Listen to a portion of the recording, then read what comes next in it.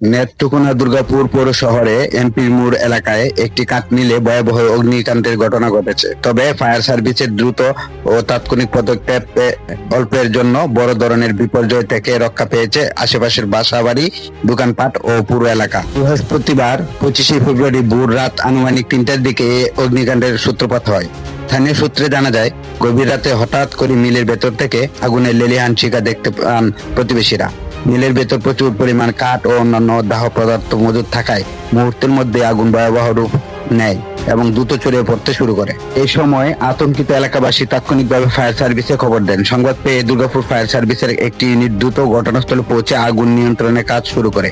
Fire service কর্মীদের প্রায় 1 ঘন্টার চেষ্টায় আগুন পুরোপুরি নিয়ন্ত্রণে আসে। দুর্গাপুর ফায়ার সার্ভিস ও সিভিল ডিফেন্সের স্টেশন অফিসার জানান, রাত 3টার কিছু পর খবর পেয়ে আমরা দ্রুত ঘটনাস্থলে যাই।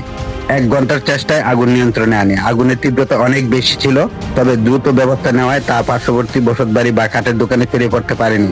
প্রাথমিকভাবে আগুনের সুনির্দিষ্ট কারণ জানা না গেলেও বৈদ্যুতিক শর্ট সার্কিট থেকেই এই অগ্নিকাণ্ডের সূত্রপাত হতে পারে বলে আমরা ধারণা করছি।